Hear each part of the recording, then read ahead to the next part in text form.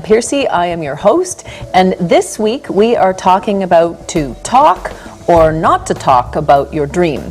And I am joined by my husband. We are going to talk about the early days of money minding. In fact, we're going to go back to a story that kind of launched the whole thing and where money minding actually became a whole process and a whole system.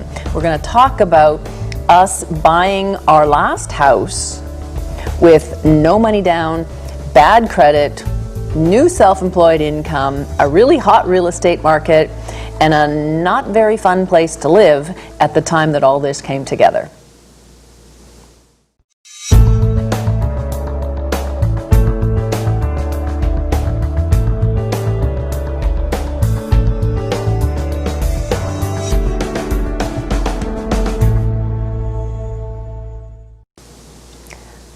So welcome back to Faith for Finances. My name is Sam, and I want to introduce you to my husband, Joe. Joe and I have walked this journey together. In fact, I would say that money minding has been birthed out of our journey. And I'm going to put him on the spot a little bit, as we'd like to share about what it was like when we didn't have a system. We had faith, we were believers, but we hadn't actually walked this out. We had no teaching, we didn't have a system, but maybe I had a bigger dream. We both had a dream.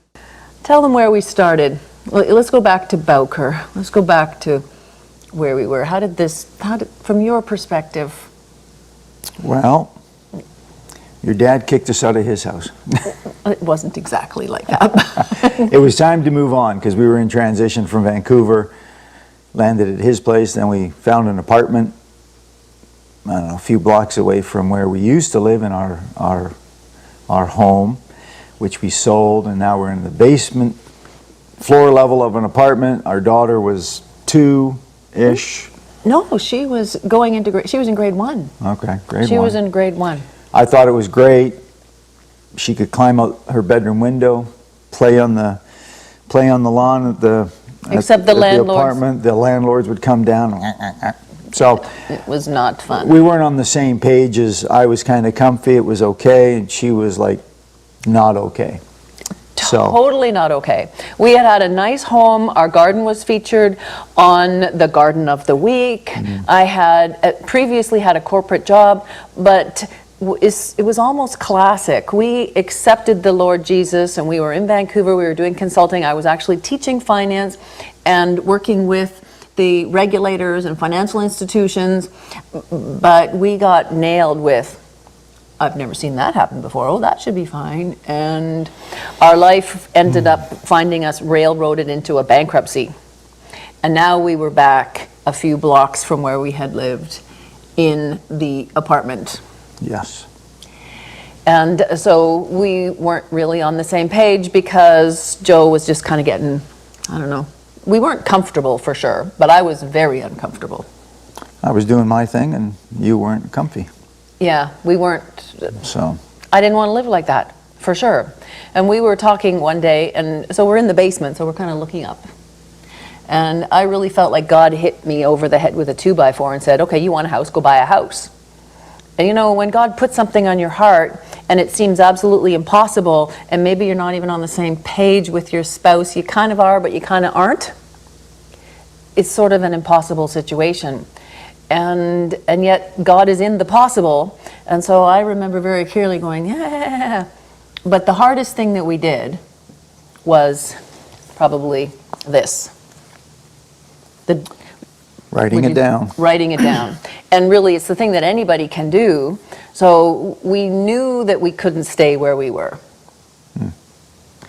And so we grabbed a pen and we started writing our next home. And we did this on September 14th, 2003. And it was less than 6 months. And we'd actually moved into that house. But yeah, it was kind of like it was like pulling teeth for a little bit, but yeah. So we're titling this episode "To Talk or Not to Talk About Your Dream," but what about when it's your spouse? Yeah. So Because you're probably not always going to be on the same page. So somebody's got to take the initiative, and usually it was you. But I'm the worker guy in the back most of the time. So when we wrote everything down, we did all that, we prayed about it, and when you put the word out to people, it's funny how God works. And it was our non-believing friend that actually phoned us and said, "Hey, did you see this house?" And it was actually in the days when there was little ads in the paper, and it was about this big. And so we found it, and we went and knocked on the door because it was for sale by owner. Went in, went back we chatted with him, it was awesome. Went back that night and basically bought it. It was everything that was on our list except for the outside color. Which we never made it onto the list. Yeah, Yeah. so it was pink. We had a pink house. We joked about it for the longest time. It then did get painted. Yeah. But I guess the hope in all of that is there was one of us had a vision, and I think we really did both have a purpose, because the reason we were in that particular apartment and the reason we were there was because we wanted our daughter to go to the school that his family had gone to. We wanted to live in that general area, and we wanted to raise our daughter that way. So we had the same purpose, and I think we did have the same vision. I maybe had a little bit more faith in stepping out, and it doesn't matter. I mean, the hope in that is we weren't on the same page exactly, but we did it. And the process of getting from writing it down, which really was a miracle on its own, to then looking at properties on some days really did seem like a struggle, because we couldn't see it. And in the end, though, it was less than 6 months. Yeah, we looked at probably 50-ish properties. We actually physically went into about 50-ish, and then probably online we probably looked at like 100 total. So it wasn't just we went out and found one, but we looked and we knew what we were looking for, and it was easy to pass them by. It's like, nope, that's not it. So. Even the ones that were way, way, way outside of anything that we thought we would ever even want to live in or could afford, we looked at them. And if you knew our financial situation at the time, you would think, oh, what are you doing that for? But we got great ideas. Mm-hmm. I'm thinking about some of the ones with the indoor swimming pools and some of those things. And it affirmed in us, I think helped unite us in the vision. Yeah, and maybe even, what's that? Well, we weren't apartment people. Not that there's anything wrong with them. We just needed a home with a garden, and we just kept on going. We walked it out. And the process of that is when money minding became a system.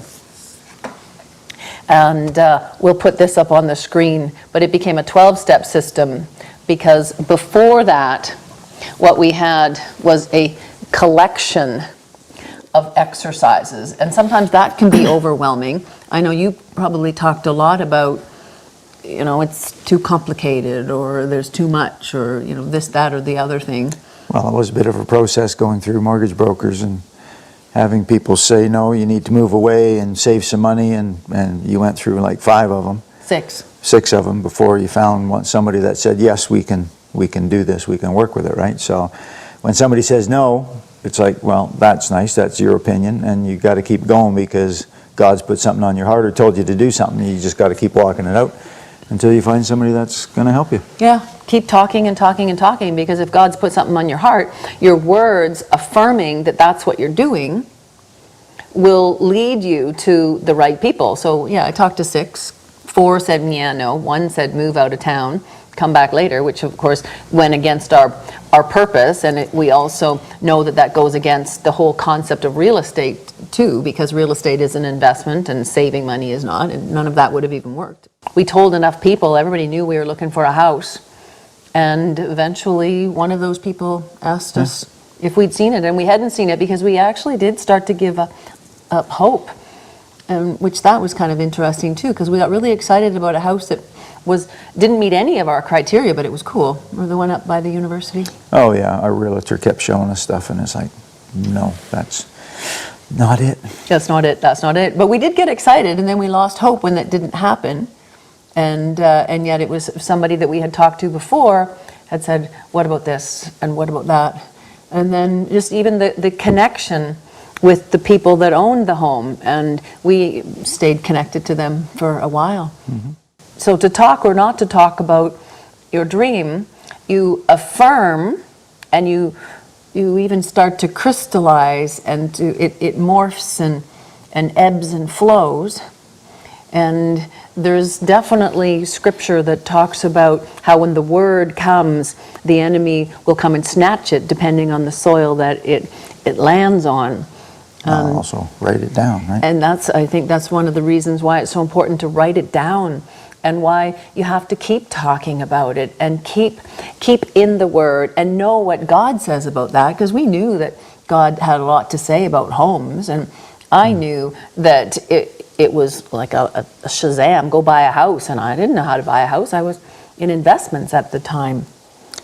And I guess somebody needs to take the lead, because you're probably not always going to be on the same page and not always the same excitement level. So sometimes one may say something and pulls the other one down, and there might be a little heated discussion every once in a while. Yeah. But somebody's got to keep on going. Yeah, well, right? that's why we have the word, right? Because the word, or we also get support from other mentors that we may or may not know. Books are important, and getting into an environment of supportive people in community, so that even if you get discouraged, or somebody says something that's like, yeah, what are you thinking? Who do you think you are? And that'll never happen, or move out of town. That there's somebody else that will come along and say, tell us about your house. Tell us what you're looking for, or you start talking about. Well, you're just sharing the vision, right? You're sharing the vision, and talking about wanting a fireplace, or talking about entertaining, even talking about, we wanted to have, way back then, we wanted to be able to have Bible studies when we were really coming into developing a hunger for the Word, and learning how to pray and learning how to study the Word. We wanted to have people around and connect with like-minded people and gather and entertain. And so in the process of all of that, money mining became a system. And because prior to that, it was just a collection of exercises. And so it started with purpose. We wanted to raise our daughter in a particular neighborhood, in a particular environment. We wanted to have a home. We wanted to be able to gather people in our home. We had a vision, even though I probably had more of a vision. But I built the vision. That's true. He did. Joe built the vision. I talked about it a lot. And then the seeds are speaking it in faith, and then being able to write it down. So even writing it down for us and articulating some of the things that were on our list, they're really specific, and we talk about this with people all the time. You know what the Word says, and have the scriptures that speak to your situation available, so you can speak the word of truth, writing down your vision. And some of these things that we wanted, the neighborhood, the early 1900s with the big front porch, that's right at the top of our list. And so we got that. We knew right away when we drove by the house. We wanted to be walking distance to the school. We wanted a certain size lot so that we could have a garden. We wanted wood floors. We had really awesome wood floors. And we both knew, because we looked and looked and looked, that the second we walked in that house, we just knew. And good neighbors. Neighbors are, I guess, that's in here. A little bit out of your control, but I guess when you pray about it, that He'll bring you that it is to a place where you got good people around you. Yeah, we've always had that. In fact, our neighbors ended up becoming like our family. So then we have to have our seeds, and we have to be able to interact with the financial part. I did investments, so we didn't have the knowledge, we didn't have the understanding. We definitely didn't have the wisdom for how to do it, but we held on to, or at least I did for sure, and it joined us together as we went through this process. I held on to that vision when there was people that were coming against us, and that led us to asking different questions and gaining the knowledge, because we didn't know how. And I've shared many times that it actually took 4 loans to purchase that home. And that's where our faith was. I mean, it doesn't need to take a loan at all. As we know, God provides in different ways, but He provided for us at that point in the form of the connections, those 6 mortgage brokers, and 2 said maybe, 1 is the one that actually came alongside and helped pull it together. And then the introduction to the home, it turned out that the house was actually about $70,000 below market value, which is another one of the profit centers of real estate, is equity on day one.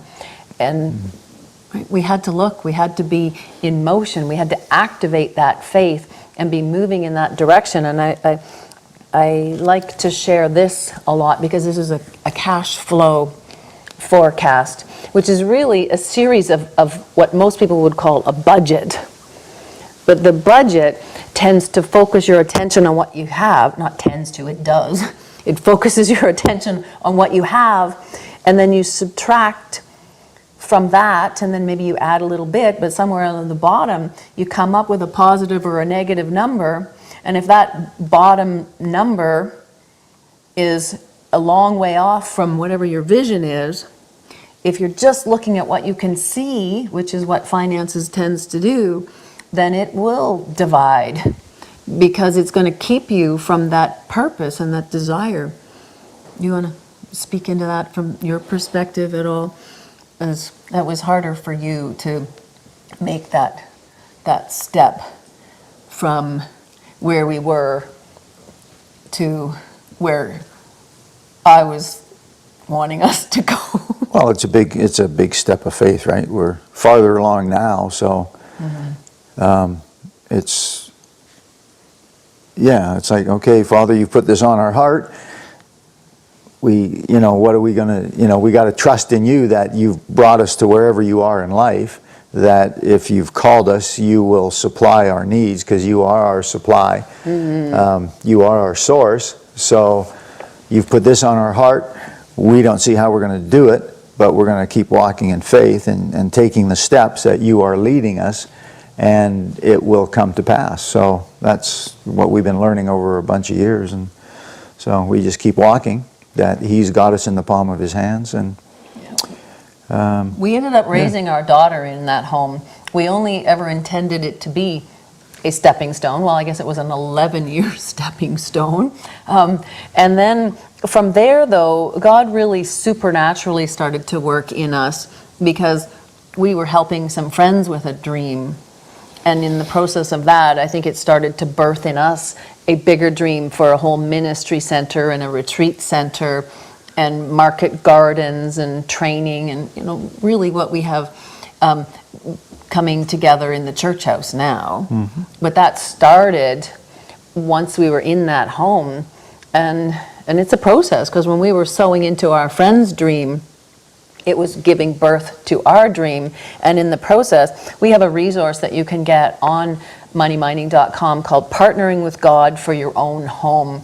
And it's a collection of house scriptures, and then some of the foundational scriptures that have helped us in our marriage and to really come closer together in this process instead of dividing. I mean, it's so often finances and even one person being on a different, how would you say it, maybe we're in the same book, maybe even the same chapter, but not on the same page. Sometimes you're in separate books, and then you get closer to the same book, and hopefully you get onto the same page. Right. But that's where God comes in. And God, in marriage, God calls you into oneness. And so instead of dividing, because you're two separate people going maybe even in the same direction, but at a different pace, that oneness is where you get scriptures for your marriage, and God brings you closer together. I mean, we shared this on the episode that we had with Ben and Jen on the opportunity to come together on finances instead of dividing, because I think the enemy wants us to be isolated and to doing it on our own, and to looking at that which is limited, which almost by default tends to separate. Would that make sense?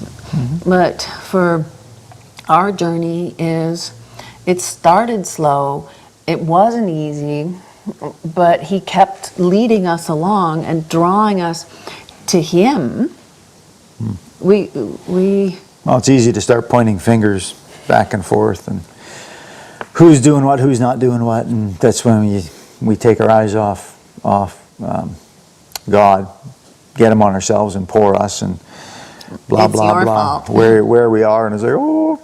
So get them back on God, and then you kind of stop pointing fingers and you're back on the same page and working together. Yeah, well, we know that homes are so important because that's where you're intimate with each other, it's where you're intimate with God, it's where you raise your family, it's where you connect with your family. And so this collection of house scriptures, it starts off with some of our core scriptures and then some of the house scriptures and some of the things that God led us to. I mean, when you actually start to look at the importance of family and how community and everything kind of gets birthed out of your home, you start to go, oh, you know what, that's not greed, that's not, like, it actually matters how your home is. And there's I want to say there's like a level of respect, there's a level of intimacy in all of that stuff and how you care for that.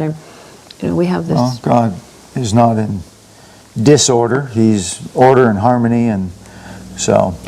And how you do anything is how you do everything, and the small things repeated consistently produce the biggest results in the shortest amount of time.